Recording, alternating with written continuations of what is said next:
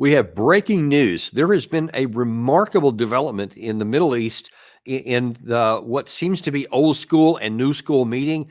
And that is that thousands of pagers have exploded in Lebanon.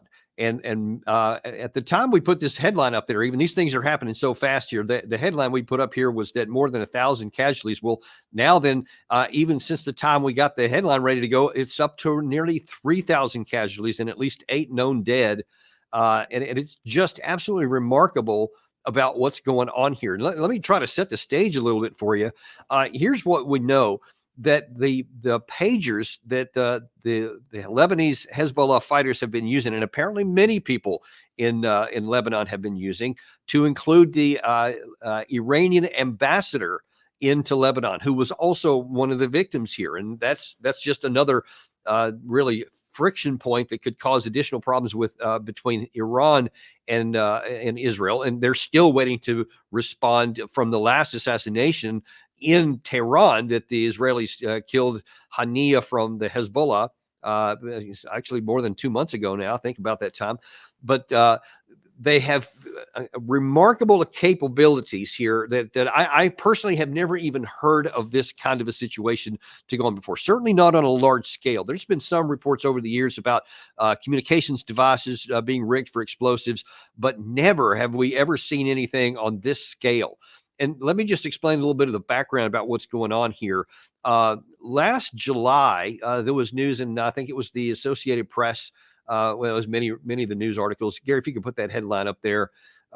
From what had been reported was that Hezbollah, this is in July, Hezbollah was trying to counter some of Israel's high-tech surveillance already. And what the Reuters had reported was that coded messages, landline phones, pagers, following the killing of senior commanders in targeted Israeli strikes, the Iran-backed Lebanese militant group has been using some low-tech strategies to try and evade its foes' sophisticated surveillance. What was happening around that time was that Nasrallah, the leader of Hezbollah, had told his fighters to stop using cell phones and any kind of smartphones at all, because Israel had figured out how to tap into them and either get intelligence from them or to be able to target them. And this is something that I saw even the United States was using back during my combat deployments in both Iraq and Afghanistan, where we would zero in on an adversary's cell phone or a satellite phone. Any kind of communication devices that could be tied to a person could then be used to send a drone missile or even an FPV drone in this current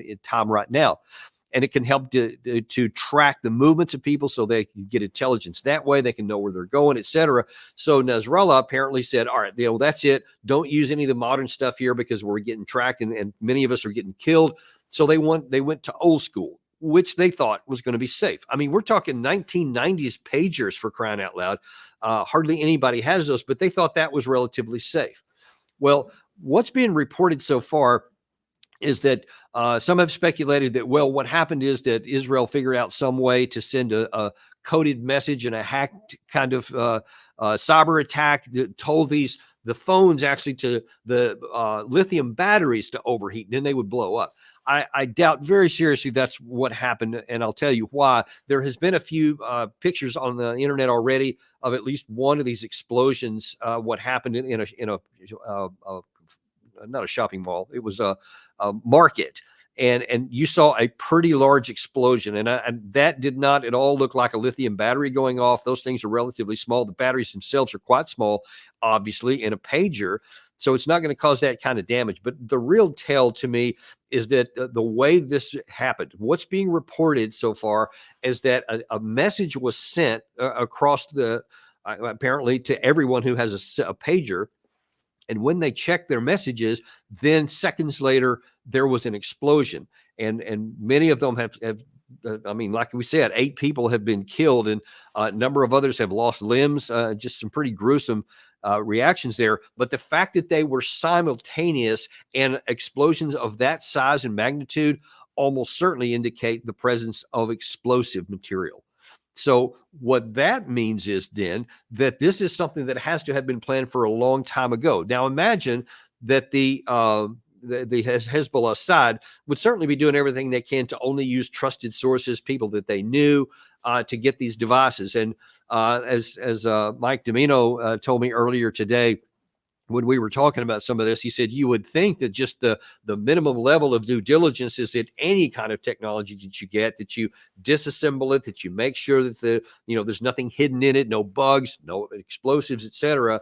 And presumably they didn't do that, or else it was hidden so well that they didn't recognize it, which is also a possibility. It could have been disguised as a component of an electronics or whatever, and it could have had that like plastic explosive, something military grade that's that small but packs that big of a punch. But that also means that Israel had to have somehow penetrated their supply chain, that somehow that what they thought was a trusted agent either wasn't trusted, a double agent perhaps, or they somehow managed to, they tracked down where they got their supplies from, and then on the very far end of it, they got something put into the devices even before their trusted agents purchased them. We don't know. That's a lot of speculation at the moment, but based on what we know, something very much like that is almost certainly to have happened. So this is truly, just in terms of statecraft of the intelligence capability, is remarkable. I've never seen anything like this.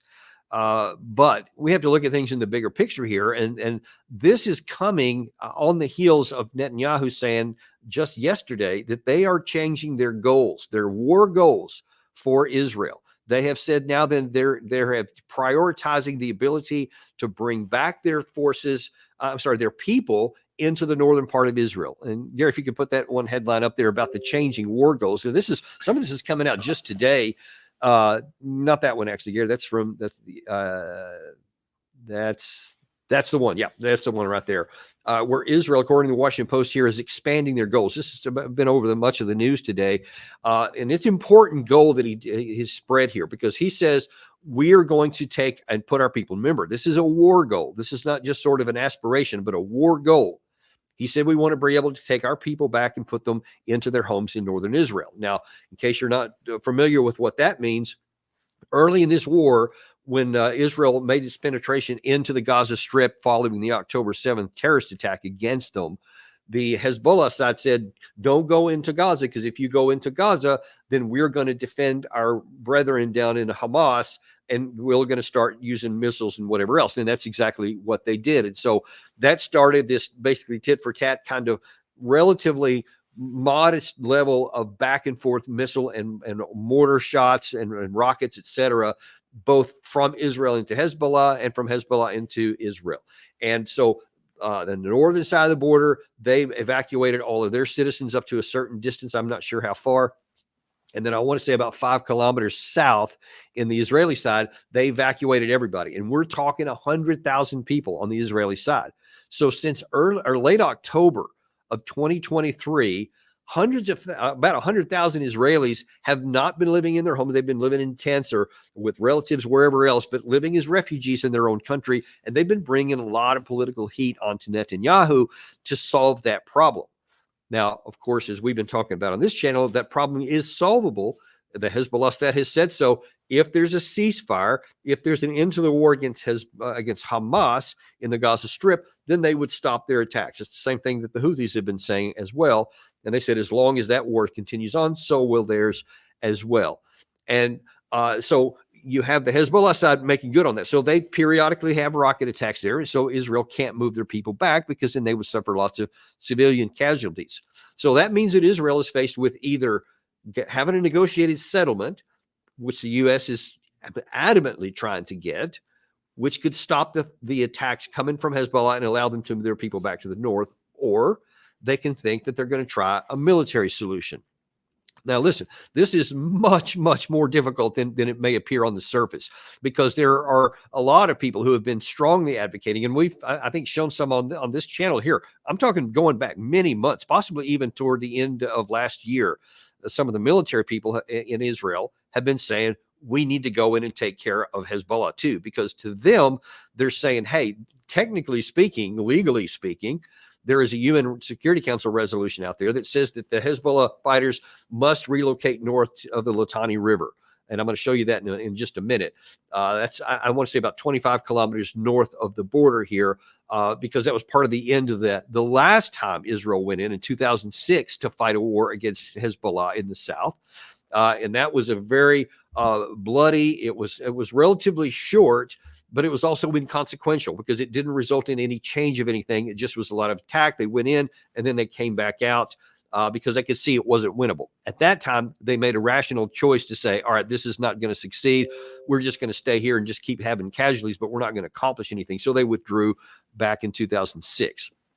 And part of the negotiated settlement that ends that was required Hezbollah to move back, which they never did. They stayed in the south. So that part is true. That Hezbollah did not move back, but they have stayed in the south now. Now, they don't want to attack into Israel because they don't want Israel to attack into Lebanon. They certainly don't. But they are prepared for that. And in fact, since 2006, they have been producing, by all accounts, elaborate defensive positions. They have been stockpiling hundreds of thousands of rockets and missiles and mortars of various different calibers. Apparently, some of the modern stuff that they've gotten from Iran as well. So if there is a general war between Hezbollah and Israel, it's not going to be like Israel has been fighting with Hamas, which has like old Katyusha rockets, which are basically bottle rockets in terms of their effectiveness and guidance, and very small explosive capacity, very poor terminal guidance, etc. Nothing like that at all. This is a much, much, much larger and more sophisticated arsenal. And Hamas could do tremendous damage to Israel if they get into a general war.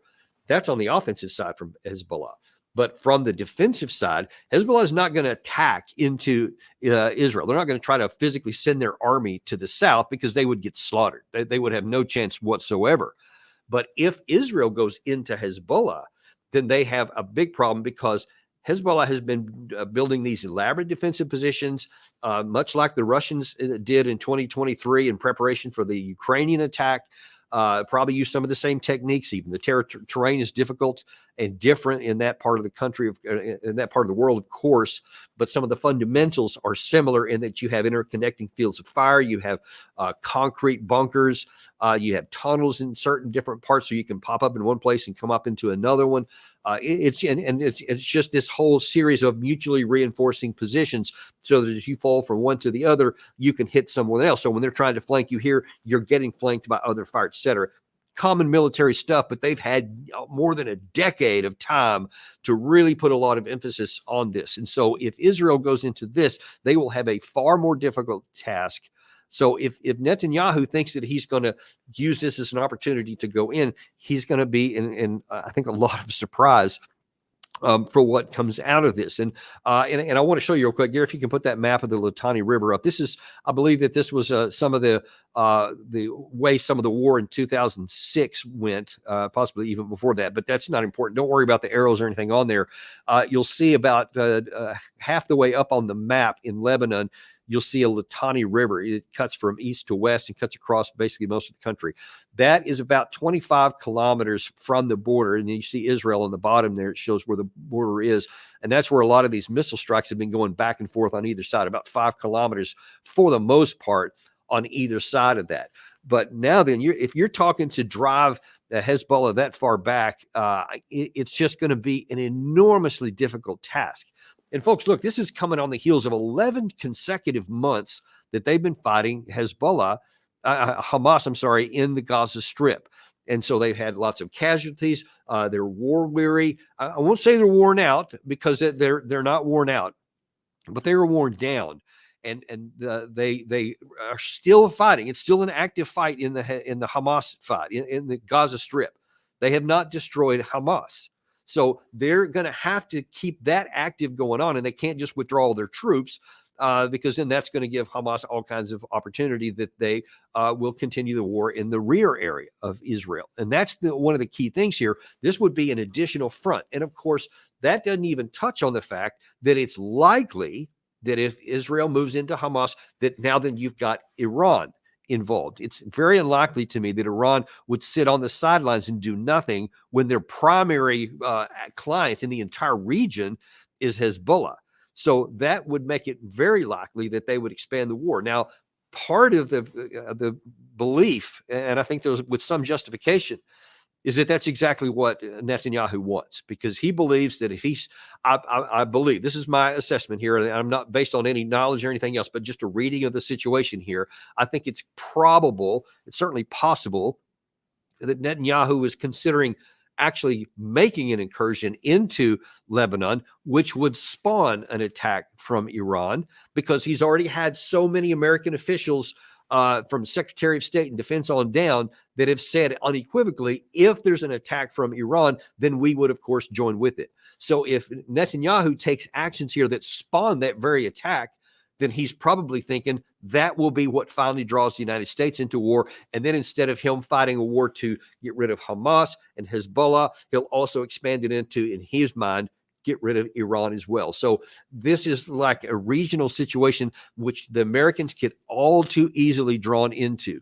And this whole issue with the pager could presage the beginning of that, because the biggest consequence for the Hezbollah side is not just the physical casualties they endured, which apparently were significant, but the fact that now, because they're not using cell phones or any other modern technology, that even the old school pager system has now been denied to them. So they have, they've almost become blind and deaf, because it's really hard for them to communicate anywhere right now, because Israel has compromised everything. So if there is an attack in the near future, and I'm talking like maybe even tonight or tomorrow, something near term, Hezbollah is going to have a very difficult time coordinating anything.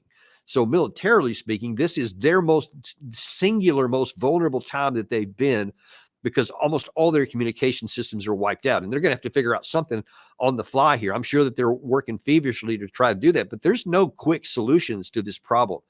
So we could be literally on the threshold of seeing an expansion of the war in the Middle East, and America will have to be incredibly disciplined to keep this from expanding further. And we have been seeing, I've seen a few notes even publicly, that the U.S. has been warning Israel not to go into Hezbollah, not to fight Hezbollah in southern Lebanon.